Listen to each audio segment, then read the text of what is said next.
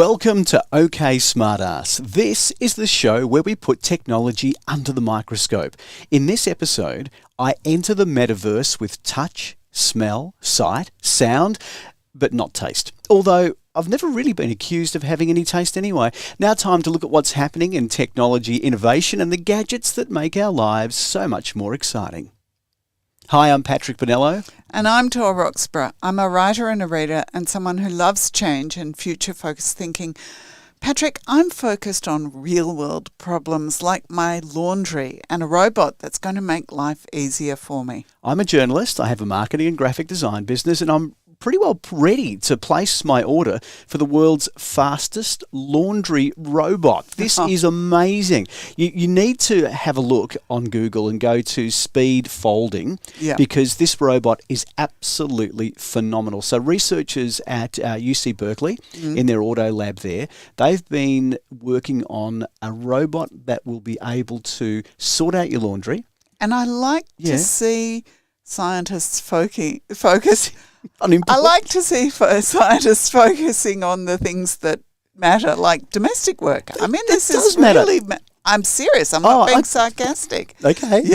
Yeah, domestic work. Let's be liberated from it. Yeah, I love it because in the past, laundry folding robots were slow.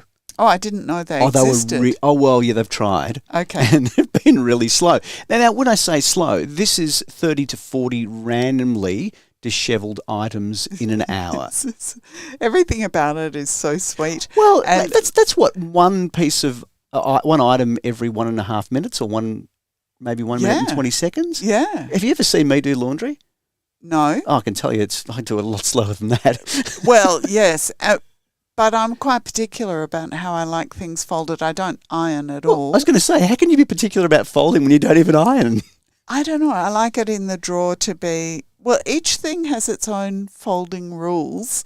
And this is what I'm worried about with the robot. Like, have they got the Roxburgh household You're folding worried. rules? Sorry. First world problems. You're worried about the folding rules. What the hell? Okay, so how do you fold a pair of underwear? Well, it goes into 3, 1, 2, and over. Okay. And how do you fold a pair of Just undies? fold them in half. Oh, yes. It's not as sort of cute. Oh, God. Socks. Now, this is very important. If you've got long socks, do you put them up against each other and then fold the top down, or do you get them from the bottom and roll them up and then fold the top over it so they're nice and neatly in a little bundle? Next to each other, top down, but not tucked all the way in if they're long, just the tops rolled over. Okay, so we're pretty consistent on that then, I think. Okay. Yeah, short socks, okay. I can't believe we're having this discussion. Button down the front? No, I hang them up. Oh, yeah, that's nice. I never fold a shirt. I always hang it up. Yeah. And I always, the other thing is, we've spoken on the show about the fact that I lost most of my clothes when I was travelling through Europe. Yeah. And so I had to go to op shops and things because I was just too tight to go and buy new clothes. But the thing is, when I do search for clothes, I look for stuff that doesn't need to be ironed. I look for, the fabrics that don't crinkle. Yeah, look, ironing, I think, is a 20th century issue, don't you? 19th. Yeah, 19th. You might as well be just banging stuff on a rock, letting it dry, hang on a branch. So it's called speed folding, but in fact, the research shows that humans are still faster. Yeah, But humans. that's not the point, is it? No, it's because the thing is, it doesn't matter how long it takes. You just leave all the stuff there, walk away, come back sometime after you've gone for a stroll in the park, walking the dog, and it's all folded and ready. Yeah, I'm loving it. The robot's wearing your bras and knickers. Well, that's fine. I don't have any problem with that. No. I don't actually have any bras on knickers, by the way. Well, there we go. You're talking in general terms, yes, weren't you? in general terms. How much money? It's going to be expensive. It's $58,000 at the moment. Oh, gosh. Yeah, that's a little US. bit much. It is. But the thing is, we know that entry-level stuff is going to be expensive to start with, and it drops in price. But remember, it was only recently that Amazon bought Roomba, the iRobots, the vacuum cleaner robot that you desperately want to get. Well, I've been looking, in fact, for you and I, thinking we should not invest together but separately. Right. There are so many to choose from, and I don't know which one is the right one, so you might have to review that. Okay, all right. So $1.7 billion Amazon paid on it for the Roomba. Yes. So that says a lot about a company as big as Amazon investing in something like that. So I think it'd be good. I don't know that I'm ready to place my Christmas order quite yet. Yes, okay. But I've got to say I'm pretty excited about it and hoping that it's going to be coming to fold my washing soon. Yes, I think it'd be good. I'm a bit worried that it might take up quite a bit of space. And for those people who are not watching our new YouTube, go and have a look. Yeah. Okay, smartass. It's kind of like a wrestler's stance. It's like the robot's a torso and it's got its arms kind of akimbo, ready to leap onto your T-shirts. And well, it is. It's basically a two-armed robot with articulated fingers, which is pretty good. I think it's only got 3 fingers on each hand. Yeah. You should have a look at the video. It's really cute. Yeah, good idea. Yeah. Yeah. I was really excited about talking about clever tech, and I know folding is important. Yes. But this is kind of folding. It's a needle that folds into different directions. Yeah, is that a segue? About that. Well, it's called an arc surgical needle. And one of the issues, I guess, with having surgery is just that. Open surgery means that there's a lot more in terms of the healing process, and big operation is just that. What doctors are now looking to do, instead of using a scalpel to try to get into parts of the body that are hard to access, they want a guidable needle. So surgical needles are rigid, but this needle has a hollow point on it, and also it has a little sleeve over it, and it can be articulated. So it can move. So they can guide the needle in and then change its direction. Oh. Isn't that great? It is. Yeah. It sort of also feels creepy, but yes. Right. Okay. Like a worm inside you. See, now you've made it sound creepy, and I was so excited about it. Now I'm feeling a bit creeped out. Yeah. Yeah. Okay. I did read that there's a toss-up about whether it should be made of stainless steel or glass.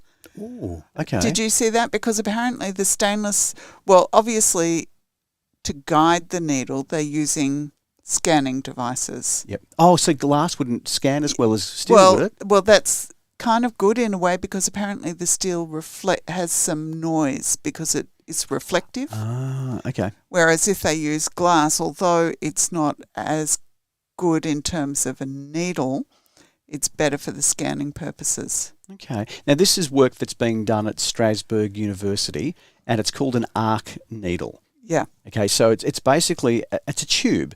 Yeah. And the outer tube is kind of rigid, but then it slides up, and that can control and guide the head. A beveled end. Yes. And the way that they get the inner needle, the movable, bendable one, to bend in the right direction is that it bends around that beveled edge. It kind of curls. So then you can control which way it goes. Yeah. Wow, that's so interesting, isn't it? Yeah. Okay. So hope yet. They haven't done human trials as yet, and we're talking about the diameter ranging from 0.9 to 4.4 millimetres. And so there's a lot of hope yet. It's being commercialised by a French company called Connectus, and they're looking at hopefully human trials very, very soon. Yeah, sounds good. I'd be trialled on it if I had to get urgent stuff done. Yeah, and much better than being, opened up with the clamps pulling the chest apart. Well, they'll probably still have to do that, but... Yeah. For some things. But there's hope there. Yeah. That's great. Google, now this is an interesting one because this evidently the techs at Google have an interior kind of running joke about people using incognito mode. Now, are you familiar with what incognito mode is? I am, but I think not everyone necessarily will be. So when you open your browser, and in Chrome or whichever one you're using, or is it only Chrome that it works in? Yeah, well, there are incognito modes in other computers. They call them something slightly different. So you're in your browser and you don't want your browser to track what you're doing, and cookies don't get recorded as well. And you can choose it, and it opens up this kind of spy icon. It is, isn't it? But they laugh at it. It's a running joke. Yeah. Because the thing is, there's actually a court case that's underway because what the claimants are saying is that Google has misled people into thinking that when they're in incognito mode, they're totally private. and no one is able to see what they're doing online. And that is a very real concern. Now, it could be something as basic as me wanting to buy you the perfect gift for Christmas, and I don't want you to know where I've been, so you can't see what I'm going to get you for Christmas. Right. Okay. Because you didn't think of that as a first thing, did you? No. So you thought about me going to dodgy sites. And in fact, does that work? Is that effective? Yes. So what it does is it does mark your history on your computer. So things that normally happen when you use a normal browser, you can go into history and you can see where the person's been. So you can see what I've clicked on, all the links, and that is recorded. Also, cookies are bits of information when you go to a site that record analytics related to that visit as well. So that's what the cookies do. Yes, but it doesn't disable the cookies, yes, does it? Yes, it does. It does. Okay. So they can be, and site data can be disabled. However, what a lot of people, and in Australia, this is an example, our ISPs, our internet service providers that we use. Which is like your street address for your... Well, it's not literally you're thinking your IP, not ISP. Oh, okay. No, ISP is your internet server provider. So say Telstra or Optus or TPG or one of those companies that provides internet access. Okay. They are required by law in Australia to keep your data of where you go for your 2 years. Metadata? Yes, for 2 years. Right. Okay. Now, the argument that was used by the government, I'm going to take a slight tangent here, was we don't know, we don't want to know what you're doing online. We just want to know where you've gone. My argument with that is, if I walk into a massage parlour, you can guess what I'm doing online, and I'm doing it there, as opposed to walking into a pharmacy or a supermarket. Yeah. So, look, I was never really a big fan of tracking everyone's, IPs and saying where they're going. But anyway, that's what happens. So Incognito won't stop that. Okay, so when you go to a site, the site knows where you're from and there's a unique IP. That's what you were talking about, your unique identifier that says where you are. Now, there are other things that you can employ to try to mask what you're doing. You can use a VPN, a virtual private network. And if you're using a VPN, then, for example, if you want to use Netflix and watch the array of movies, but Australia doesn't have quite the number of shows that are available in the States. You're not suggesting something dodgy there, Patrick. Not at all. You just change your geolocation to the United States, and then you can get access to shows that are not available in Australia, or you might go to Switzerland, or you might go virtually to another country. But Incognito is not doing that for you. No. Okay. So it's just, well, anyway, so there's been a case, so it's a bit of a legal skirmish that kind of began in 2021 when 3 Chrome users filed a class action, basically a complaint alleging that Google does track and store browser history and other data regardless of the actions that we take to safeguard our privacy by using something like incognito mode. So Google's basically saying, no, we don't, but this is how this has all come to light. So whether or not they are storing that information is kind of immaterial in this case, because what it's trying to do is highlight the fact that incognito mode isn't what people may think it is. Right. And that's the key point, is when you're in incognito mode, it's not going to track what you're doing on your computer. So if I jump onto a site and then you jump onto my computer and look at my browser history, it's not recording that. Right. Okay. But a third party may be able to know. So another website might be able to know, your internet service provider might know, but it's just about that machine that you're using at that time. Because you laughed at me before the show because I said that when I was buying airline tickets, I had this theory that the retailer would jack up the price if they saw me coming back over a period of time thinking about whether to buy it or not. And so I've been using incognito mode to try and kind of trick the hotel booking service or the airline booking service, but you said I've misunderstood it. Well, it's tracking your IP address you're not hiding, so you need to use a VPN to do that, and that would effectively mask it. And so when you go to a website, it also depends on whether or not you're logging in.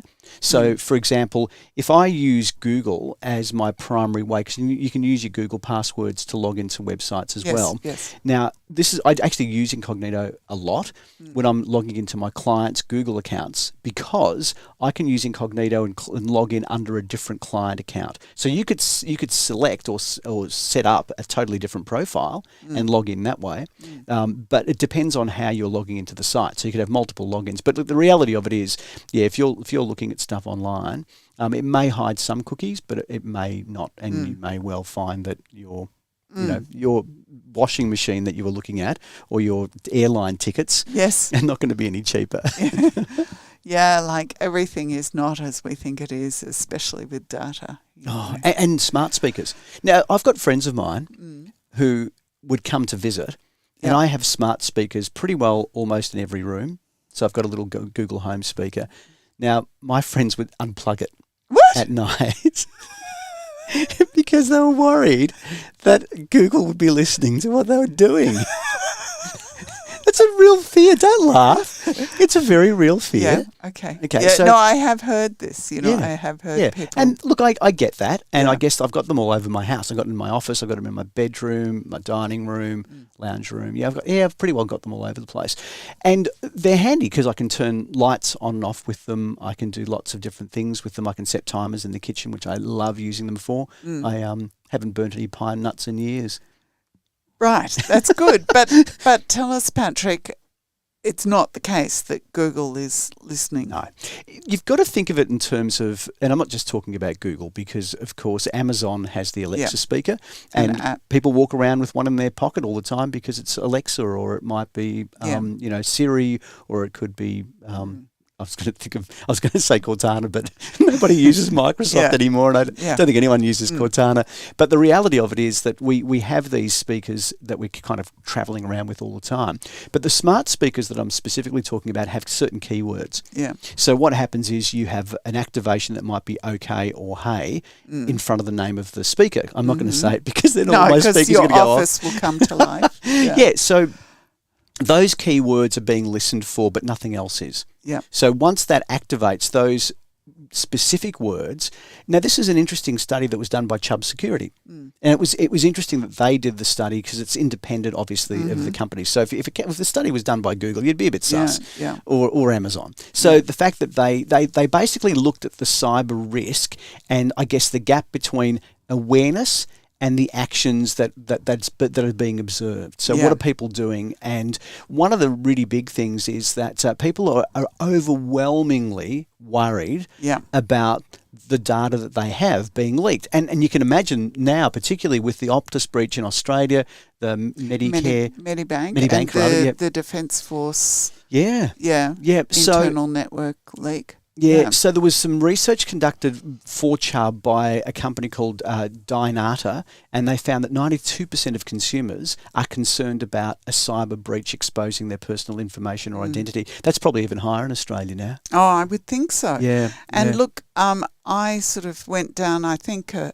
positive rabbit hole, not a kind of conspiracy-driven rabbit hole, because this story came from PC Mag, and the journalist, just as a throwaway line, said, seriously, that Keepsake password has to go. Yeah. And I didn't know what a Keepsake password was, so I ended up going to the New York Times magazine and reading this fascinating article by Ian Urbina in 2014, all about passwords and the anthropological aspect of passwords and how people choose their passwords and the meaning of them. And one of the really interesting aspects of the article was that in the 9/11 Twin Tower disaster, so many people were killed in businesses and all their passwords obviously died with them. Their business-related passwords we're talking about mainly. And one company that was time sensitive because it was a company related to things on the stock exchange, really needed to find those passwords, and someone was assigned the task of ringing the bereaved. Oh, gosh. I know. Yeah. And very, very, very diplomatically and gently asking, and what's your daughter's birthday, and what's the name of the dog, and what university and what football team did the person support. And then, the whole IT team was kind of crunching all of that to try and find the passwords. Wow, that's really fascinating. So there must be a systematic approach that you can take to try to disclose that. We see that in movies all the time. Yeah. Where someone's logged, snuck into somebody's office and they jump on and they think, okay, what's his dog's name or his first child or whatever. But that's true. It is what people do. Well, the paradox is that we're meant to avoid personally significant passwords because they're easy to guess. But as humans, we only really remember things when they're personally significant. Yeah, that's a tough one, isn't it? Yeah. So, they've found in this same journalist looked at research that analysed an enormous breach of passwords that took place, in the mid-2010s, and they'd analysed all the passwords because they had access to them. Yeah, of course. And they found that the most common emotion associated with the password was love. Oh. That's how people Really? choose them. Yeah. And I've got I think I've mentioned before in the podcast, I've got my master password for my password service. It's like 36 characters, isn't it? It's about 36 Wow. characters, which is really good because it's a 12-character password takes 62 trillion times longer to crack than a 6-character password. So you can imagine with my 36, I'm doing well. Yep. But each word in there is associated with a very positive kind of, not so much love a person, love a moment or a new experience. Right. So I could make a password that said my favourite birthday was when I was 6. Yes. But maybe not the number 6 or birthday, but maybe, was it that it was at the swimming pool? Right. So something that's not going to be easy for someone else to guess, but Yep. it's got that emotional tone for you. And then I had a little bit of a look about how many passwords people have, and this is an estimate based by Lastpass, which is a password service. So they say in 2009, people averaged about 21 passwords. In 2014, it was 81. In 2017, it was 191, 85 of those being work passwords. That's a staggering amount. I think it's an overestimate. I think but it has to. Nevertheless. I guess I could kind of count up how many passwords, because these days we use passwords for every website we go to. If we're re-logging back into that website. Every app. Yeah, every app that we use. It's staggering. You use a password locker, don't you? You've got a little password safe. And so when I want to access something, I first have to use my master key, and then it fills. Autofills for me. And it kind of times out if I'm not actively using it. Yeah. You probably use a better approach than I do. But you've got two-factor authentication. I have, and I use actually got a physical key that I plug into the USB drive to get into my Google account. But once I'm in that account on that computer, then it can be accessed if you know the passcode to get into the computer, I suppose. So it's only if I log out of it and go to another computer and log in, I need to have that digital key. Yep. Yeah. Yep. And all of us find it hard. 61% of people say they struggle to keep track of their passwords, and 35% report reusing across multiple sites, which is 35%. That's a lie. You think it's like 80%? Yeah, I'd say 95. Come on. Everybody does. Yeah, they do, don't they? Yeah. I reckon, we could easily do a And survey. the only way to not do that is to have a password manager like I do, because it generates the password for you. Yes, we do that for our clients. We generate lots of passwords for them when we're creating websites for them. The only time I ever change them is when it has a tilde. Do you know what a tilde is? Yes, the little wobbly symbol that means approximately in maths. Yes. Yeah. So that's on a keyboard, but no one knows where to find it. It's in the top left-hand side of the keyboard, but a little tilde symbol, people look at it, it's like, what? It's a wobbly dash. Yeah. So I tend to take that out so that people, when they do retype it, they know. They can manage it. Yep. The other thing in that New York Times Magazine article that was really interesting was there was one person who used, at work often if you're an employee, you have to change your password every 30 days. Oh, I know. Yeah. He used it to prompt behaviour change in his life. And he would have ring mum every Sunday. Oh. And then the next month it might be try not to eat sugar.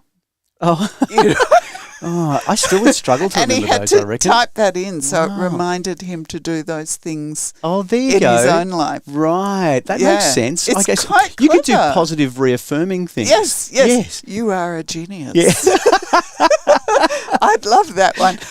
I have to tell you, this is completely unrelated, but I went kayaking in New South Wales, and the kayaking instructor said, now be very careful when you get in and out of the kayak, because that's when people fall over. So mid-kayaking, we stop, have a rest, we're getting back in, and my internal monologue is, you are a genius. You're doing so well getting into this kayak. and it rolled over and I fell right in the water. Yeah. So maybe we won't use the genius password this month. Yes, you can come up with another one for next month. Kind of will toss you into the water. That's no good. Yeah. I can't tell you how creepy I find this next story because we have spoken over the length of our podcast because we're going into episode 40. Mm-hmm. So we have talked about lots of different things, and I think one of the more interesting was we're using deep fake to recreate our relatives. So make the move from animating photos, that sort of thing, and then having some semblance of conversation with voices that sound similar to the person who's passed. Yep. Well, now they're talking about creating, I guess, a chatbot that is the dead relative. Yeah. Now, this is all because there was a journalist who had lost his father to cancer, but before his father passed away, what he did was he recorded a whole lot of snippets of information on top. His dad was recorded alive. His dad. Yes, recorded his dad. And this is James Varlos. Do you think that might be? I think it's Varlos, yeah. And so he did this with his father, and now he's able to recreate that using an app called HereAfter, which is even a creepy name. I know. And he talks to his dad on a daily basis. This is a VR representation, not a virtual reality, but it's an AI version of his father. Yeah. Now, I have to tell you that this was a short story idea I had that I never wrote. So it just goes to show that ideas are nothing until you express them. Yeah. And I had this idea that such a thing would come to exist and that we'd be incredibly addicted to it. Because just think about if you could tweak it so that, and I'm sure you will be able to, so that your parent treats you very nicely. Oh. Imagine, like... You could rewrite your history. And you could go in there and Mum goes, oh, darling, you are so wonderful. You know, every decision you make is no, see, I don't like it at all. Although I'm going to, as a slight tangent to that, I actually wrote a short story about a device that would allow you to relive a memory. Oh. But perfectly relive a memory, and then I made a movie about it, and I was so disappointed. I know. But I did write the short story. Oh, well, you took it a step further than me. Yeah, so I did write it down, and then a very similar story came out recently. Well, they say there's no new story ideas. No, so, you're right. Yeah. So let's get back to the HereAfter app, which I find is creepy. Yeah. Okay. So now the other thing I want to point out as well is that this is not a free service. There's a 14-day free trial, and then you've got to pay a subscription. So effectively, your dad disappears if you don't keep paying for it. That's a bit dodgy. Yeah. But so it's using an AI, and they're talking about digital immortality. So Tor decides, I'm going to gift my children for Christmas an AI of me. Digital me, chatbot me. Dodgy Christmas gift ever. Can you re-gift that? I'm going to re-gift you my mother. That might work really well because sometimes other people's parents are the ones that you should have had. Oh, yeah, I went through... I shouldn't... No, I'm not going to admit that. Yeah. In light of the long password rabbit hole that we went down... Right. You shouldn't use this because it knows everything about you and it can guess your password. Because you're going to be kindly for your children recording all of those deep and very personal, significant ideas and memories, and in there is your password. So you don't trust your kids? Well, no, it's more like, where's that data stored? Yes. Yeah. And I was reading recently that even companies, not necessarily this one, I don't know how they've created their app, but many companies are creating apps where they will buy components in. They're Yes. not building from scratch. And even, I know with some websites, you use some pre-made. You plug in other. You have plugins. Third-party plugins. That's right. Because there were some concerns about a lot of apps on the phone because there was a Russian company that was making a core component that was being utilised in a lot of apps. Yes. So that's a perfect example. Yeah. So I get it. So you're not entirely sure that you can trust the data. Yeah. All that aside, if you could trust the data 100%, would you have a digital representation of, say, your mother? If you had some recordings and you had a whole lot of information, I'd like it. You'd have a conversation? I see it no different as a photo album. It's just the 21st century version of a photo album. Yeah, but it's a passive thing. I look at a photo and I reminisce about my mum, but you're saying you're going to jump onto a computer screen, put on a virtual reality headset and have a full-on conversation. That's not real. Yeah, I know, but it's so interesting, isn't it? It's still not real and it's creepy. Yeah, it's not necessarily creepy. I mean, it's like it's entertainment in a way. But it has no soul. Okay, now this is an atheist. Soul, I don't either. Okay. No, but what I'm saying is that the representation isn't the essence of the person. There's something about the essence of somebody. Person, no, but it's an evocation of the person. It's like a biography is not the person. Yeah, I get that. But could you fall into the trap? Now, I've often heard this, and this is also something I've never really come fully to terms with, when you've got somebody who says that their parent is their best friend. Now, it's nice to be friends with your kids, but I think that that's a bit of a line you cross if they are your best friend. So what happens when that parent dies and then you create an AI virtual reality version of that person and you just spend hours and hours every day talking to them? Yeah, well, that was my short story. It's like addictive. Yeah, well, there you go. So you're saying I'm right.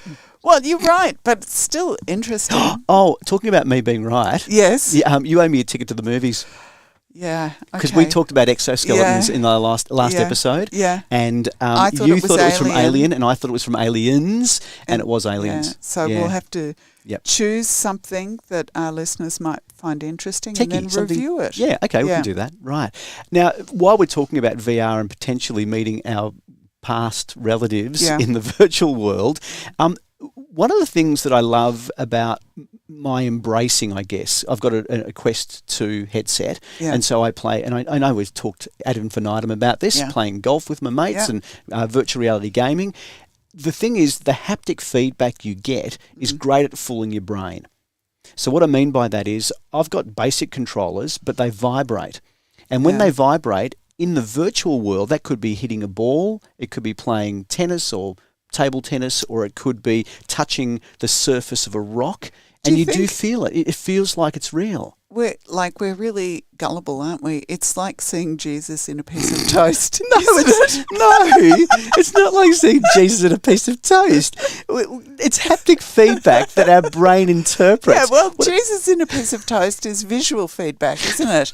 And the brain sees like two eyes and a bit of a Jesus beard and the hair, and it goes, "Oh, Jesus!" Because isn't that funny? Because when I lay in bed, right in my room, I live in I've got a wooden frame, like it's an exposed wooden beams in my bedroom, and all the knots in the wood make faces. Right. So when I lay in bed, I look up and there's a dog in one corner. Yeah. Right. No religious icons though. Okay. None of them look religious. Yeah. There's aliens. All there right. are aliens and dogs, and that's what I see. Yeah. Okay. No toast and no pictures of toast. So this article on haptic feedback. On haptic feedback is sort of amping up the haptic feedback. Yeah. With the finger cot.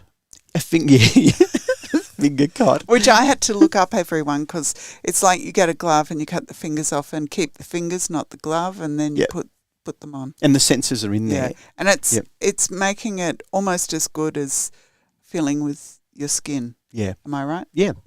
And what's really exciting about this as well is there may even be applications for somebody who's vision impaired to feel Braille using this haptic response. Yeah. I guess what it's doing is it's making the virtual world, and I know we'll get onto this a little bit later with the whole metaverse thing, but the more haptic it is, and there's a series that I just started watching, and I'm trying to think of the name of it, and I can't think of it. Anyway, they had a haptic feedback suit where they had a whole suit. And if you can think about it, at the end of the day, we're talking just tiny electrical impulses that can mimic muscle movement. And if you had a haptic glove that just gave little tiny amounts of electrical impulse, then that would feel like you were touching things. Yeah. I'm in for that.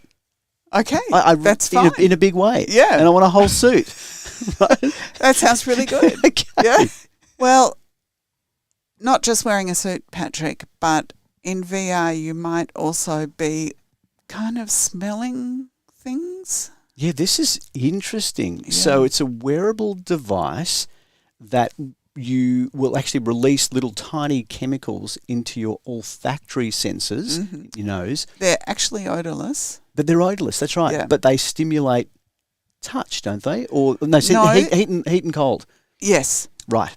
In the sense that, when you smell eucalyptus, it's that cold sense. Oh, so mints, that sort of thing. Yeah. Yeah, whereas mint. chili is hot. Yeah. So you're not actually smelling the aroma aspect. You're getting a hot and cold sensation from the smell. There you go. That's what they're working with at the moment. Okay. So we can be fooled, can't we?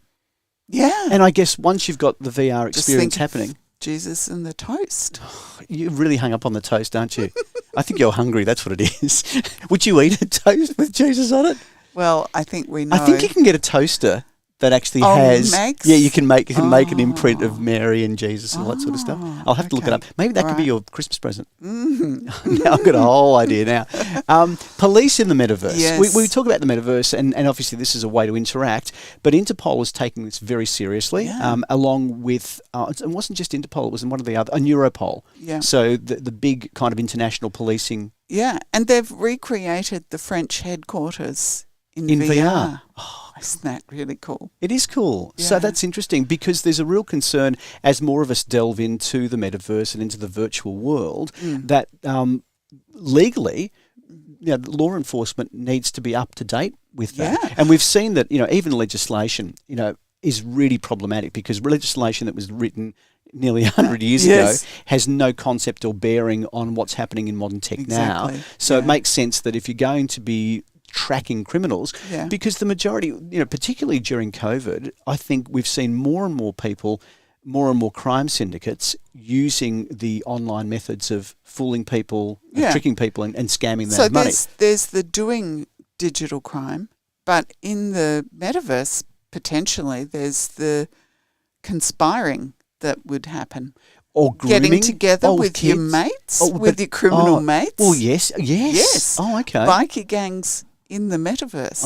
I just had this vision of Bikies in New Horizons. That's a kind of a fun little app that I've played a few times, and it's really quite fun. You can play frisbee, and you've got this really good game where you run around, and it's like when you stage a play, and it's a medieval play, and you have fake sets. Well, the whole game looks like that. Oh, okay. So you're firing bows and arrows and things, but it's really fun. Yeah. And you talk to people and you can engage with them. In fact, I believe that Meta are now banning kids from using it under the age of 12. Okay. So 12 and under. It's been really hard because a lot of children are getting access and wanting to get access, so they're trying to clamp down on age-wise that happening. So, but policing is really an important thing as we delve into the metaverse, and I think we've got to be up to date. Good on them.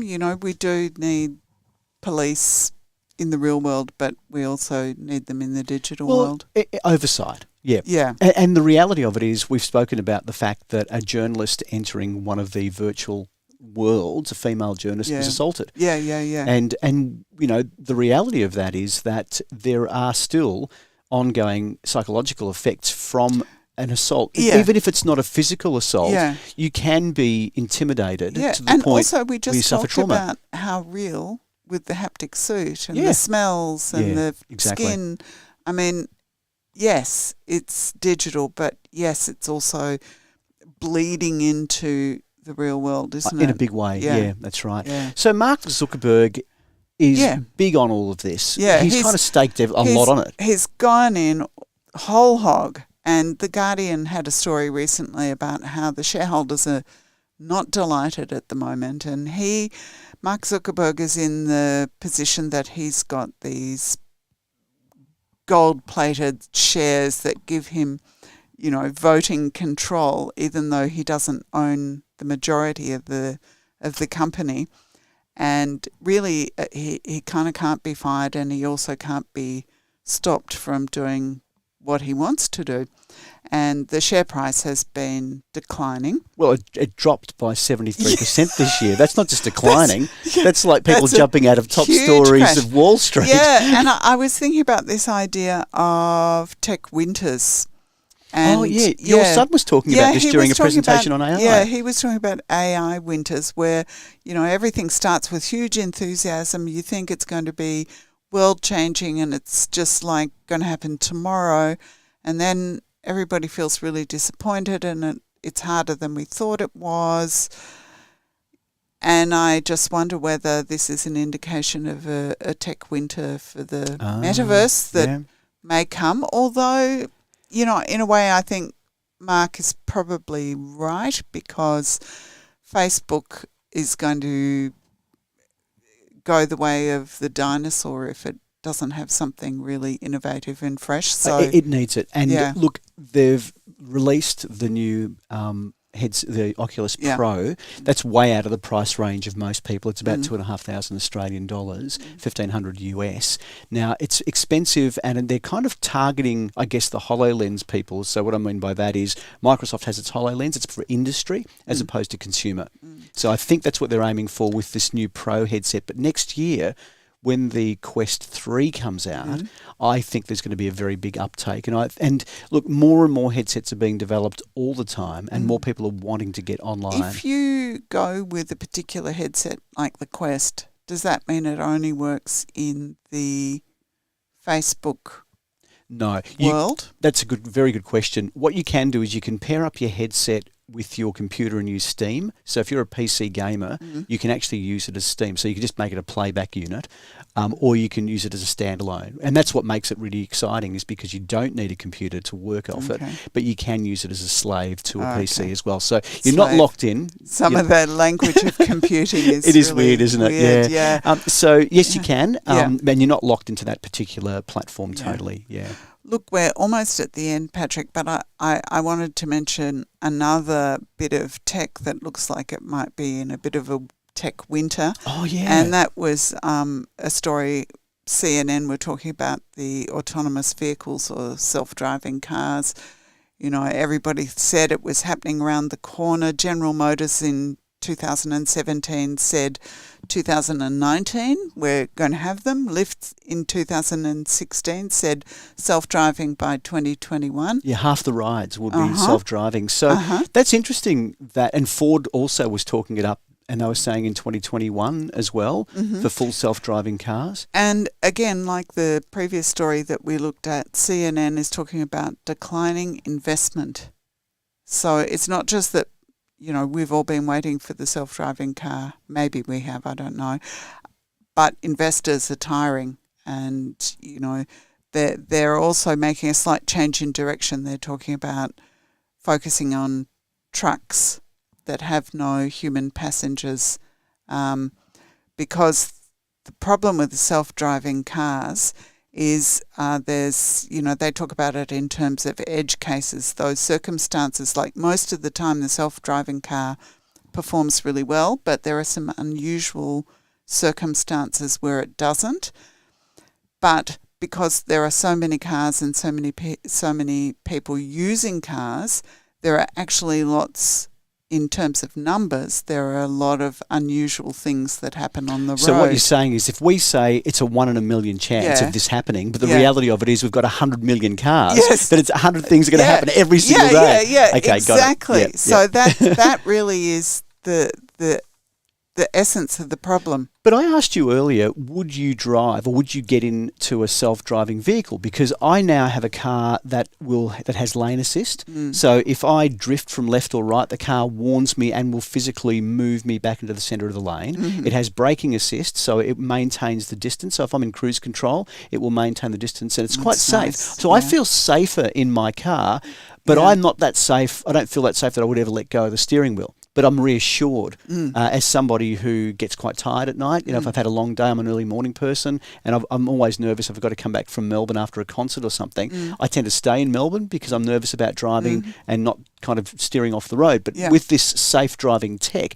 I wouldn't rely on it, but I'm happy to have it there because it's there to make my drive safer. So maybe the tech we're talking about, even though we're not talking totally autonomous, at least it's being employed in cars right now. So some of those pieces of tech are being employed. Well, there's dividends, aren't there, from all the research and development? Yeah, absolutely. But you want these trucks on the road. Do you like the idea?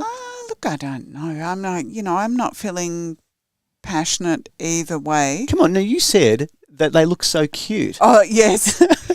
I thought you just liked it because they looked cute.